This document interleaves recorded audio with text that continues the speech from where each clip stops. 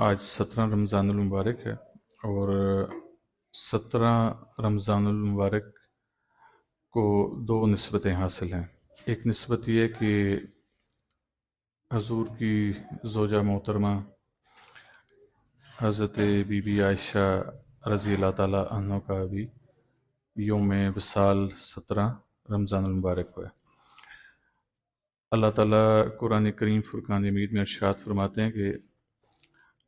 النبی اولا بالمومنین من انفسہم وازواجہ امہاتہم۔ تو یہ رتبہ حضور نبی کریم صلی اللہ علیہ وآلہ وسلم کی ازواج مطہرات کو اللہ تعالیٰ نے قرآنی آیت کے ذریعے عطا کیا۔ یہ وہ ہستی ہے کہ جن سے مختلف ہمیں روایات بھی ملتی ہیں، مختلف احادیث بھی ملتی ہیں، اور انہوں نے ہی ہمیں بتایا کہ مولا علی سرکار کا چہرہ اتنا بھی عبادت۔ میں تھوڑا سا ان کی زندگی کے ایک پہلو کو آپ کے سامنے اجاگر کر دوں کہ بعض ایسی چیزیں ہوتی ہیں، بعض ایسی روایات ہوتی ہیں، بعض ایسے اقوال ہوتے ہیں، بعض ایسے قصے ہوتے ہیں جب ہم کسی بڑی ذات کے ساتھ منسوب کرتے ہیں تو ہماری کوشش ہوتی ہے کہ ہم اس کا قد بڑا کریں، لیکن دراصل وہ جو قصہ ہوتا ہے، وہ جو روایت ہوتی ہے، وہ جو قول ہوتا ہے، وہ اس کے قد کے منافی چلا جاتا ہے۔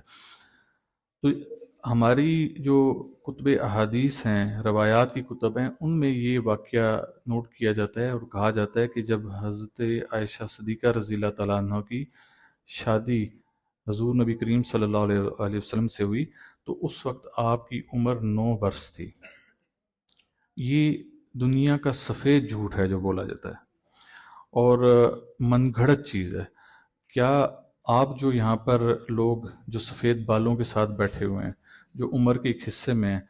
کیا جو آپ میں سے لوگ ہیں، آپ کو اگر یہ آپشن دی جائے کہ ایک 7 سالہ بچی سے آپ نکاح کر لیں، 9 سالہ بچی آپ رخصت کر کے لے جائیں، تو جو شخص یہاں پر موجود ہیں وہ بہت ساری چیزوں کو دیکھیں گے کہ ہماری عمر کیا اور یہ بچی کی عمر کیا، یہ تو ہماری بچیوں کے برابر ہے۔ تو کیا آپ لوگ یہ توقع حضور نبی کریم صلی اللہ علیہ وآلہ وسلم سے کرتے ہیں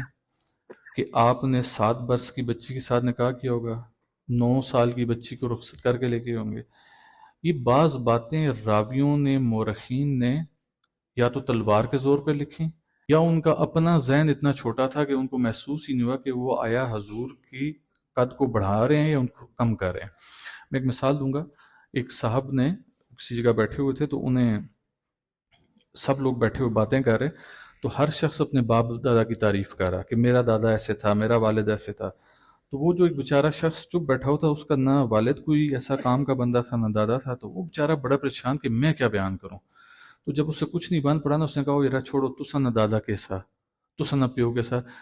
میرا پیو دادا نہ چلنی ہوئی جنجاں لوٹ کے نہ سا، یعنی کہ باراتوں کو لوٹ لیا کرتا تھا۔ تو ساتھ والے شخص نے کہا اوئے یہ کوئی اعزاز کی بات نہیں ہے، یہ تو ایک داغ ہے تمہارے باپ دادا کے اوپر۔ تو بعض دفعہ لوگوں کو اپنی بڑائی بیان کرنے کے لیے پتہ نہیں چلتا کہ ہم کیا بیان کریں۔ اب یہ ایسی چیزیں تھیں جن کو تاریخی کتب سے نکال دیا جاتا تو بہتر تھا، لیکن اس کا حصہ بنا کر عام عوام کو مخمصے میں ڈال دیا۔ آج کی تاریخ کے لوگ، بعض جن کو لوگ موم بتی مافیا بھی کہتے ہیں، وہ جو میرا جسم میری مرضی والے لوگ تھے، انہوں نے اسی چیز کو سامنے رکھا۔ انہوں نے کہا کہ وہ 40 سال کا تھا، معاذ اللہ، حضور علیہ السلام کے لیے الفاظ استعمال کیے، اور وہ صرف 9 برس کی تھی۔